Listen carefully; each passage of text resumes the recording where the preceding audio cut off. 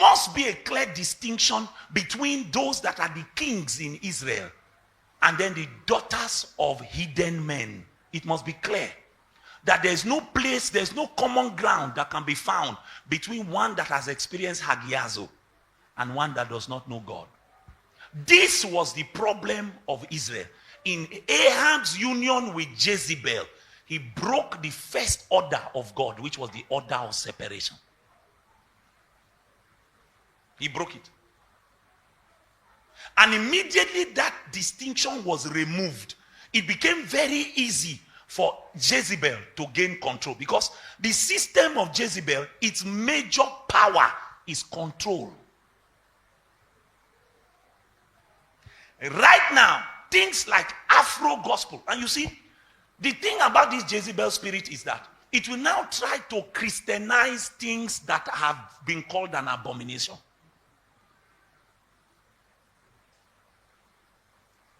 So things that have been designed to carry the appetite of the world.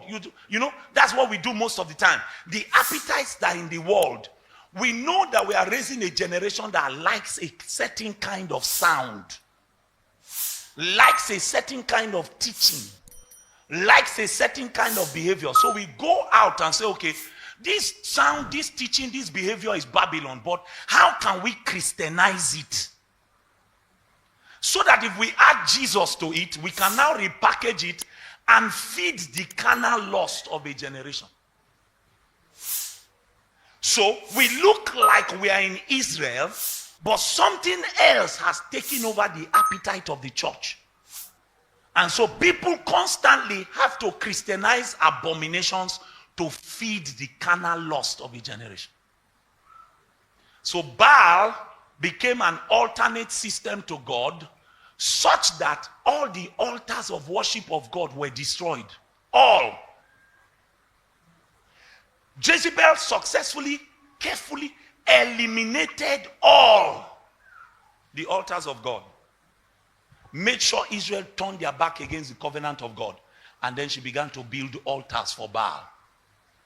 So the people were made to believe that they were still worshiping. They were still engaging in things spiritual. But the object of worship had changed. You're not following me? You're not following me. The object of worship had changed, but Israel still looked like she was engaging in spiritual things. But it was no longer to the God of Israel. Baal had been given a place within the sanctuary.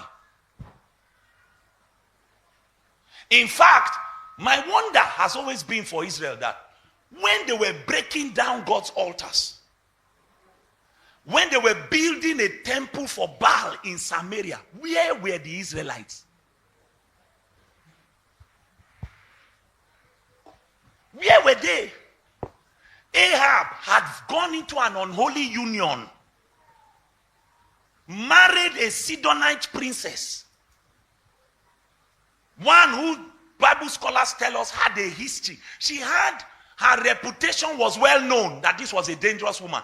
But Ahab married her probably because he wanted to solidify political power. He wanted some kind of advantage. So he married her. And immediately he married her. The problem, bro, I noticed that it was not just Jezebel that was the influence on Ahab. Ahab himself had a problem. Jezebel only took advantage of Ahab's lust. You are not here. First Kings, give me First Kings 21, give me 25. First Kings 21, 25. Help me. Now, this is a report on Ahab. First, what do you see? There was no one like Ahab. Are you seeing that? No one. That means in the league of men and in the league of kings, there is no one that ever was like Ahab. Why? Who sold himself to do wickedness in the sight of the Lord, because Jezebel, his wife, did what? Now, how did the stirring by Jezebel come? He sold himself. He sold himself. That means Ahab had all the willpower to refuse. But Jezebel provided him an attraction.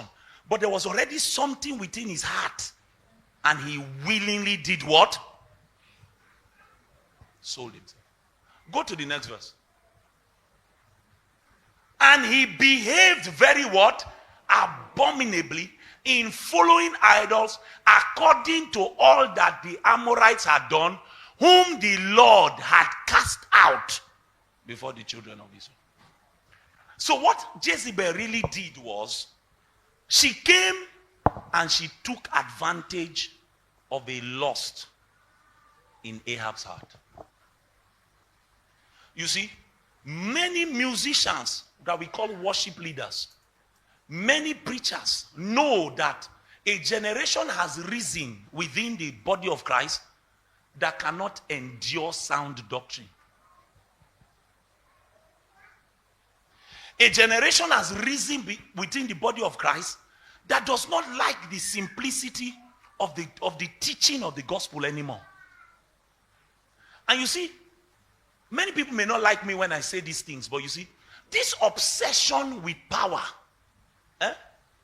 this obsession with I want to levitate, I want to do this, I want to do that, has created another problem in itself. Whereby you come to a meeting and you say, let's do John 3:16. Young men who listen to so many preachers on YouTube, we cross their leg. But the minute you say, I want to talk about portals, you say, Say, man, the guy deep. A portal is simply an opening. When you begin to speak certain lingo, everybody now gets you. You get their attention because there's this obsession. And you see, power is necessary for the Christian faith.